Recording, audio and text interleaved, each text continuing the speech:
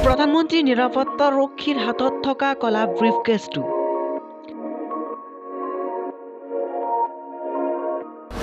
কিয় সকলো সময়তে SPFৰ হাতত থাকে কলা ব্ৰিফকেছটো এয়া প্ৰধানমন্ত্ৰী নৰেন্দ্ৰ মোদীৰ নিৰাপত্তা ৰক্ষী এই নিৰাপত্তা ৰক্ষীসকল স্পেচিয়েল প্ৰটেকশ্যন ফ'ৰ্চ আপুনি লক্ষ্য কৰকচোন এই কলা ব্ৰিফকেছটো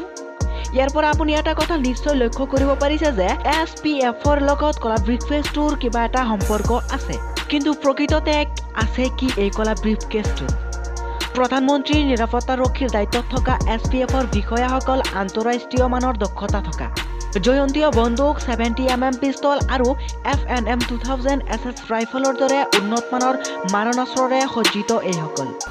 কি ব্ৰিফকেছটোৰ ৰহস্য বহুতৰে বহুত ধাৰণা এই ব্ৰিফকেছটো কিছুমানৰ মতে মাৰণাস্ত্ৰৰে সজ্জিত আৰু আন কিছুমানৰ মতে হৈছে এইটো মাৰণাস্ত্ৰৰ গুদাম কিন্তু নহয় SPFৰ হাতত থকা এই ব্ৰিফকেছটোত থাকে বুলেট প্ৰুফ সুৰক্ষা কৱচ প্ৰধানমন্ত্ৰীৰ ওপৰত আক্ৰমণৰ পৰিস্থিতি সৃষ্টি হ'লে তেওঁৰ চৌপাশে এবিধ ৰক্ষাবিধ পৰিৱেশৰ সৃষ্টি কৰিব যাতে পাৰে ব্ৰিফকেছটোত এটা গোপন পকেটত পিস্তল থাকে তাৰোপৰি কিছু গুৰুত্বপূৰ্ণ নথিপত্ৰ থাকে এই ব্ৰিফকেছটোত ইয়াক কেভলাৰ সিল বুলিও কোৱা হয় ব্ৰিফকেছটোত এটা বুটাম টিপাৰ লগে লগে প্ৰধানমন্ত্ৰীৰ চৌপাশে এক সুৰক্ষা কৱচৰ পৰিৱেশৰ সৃষ্টি হয় আৰু এইদৰে সুৰক্ষা কৰা হয় সকলো ধৰণৰ VIP মানুহবোৰক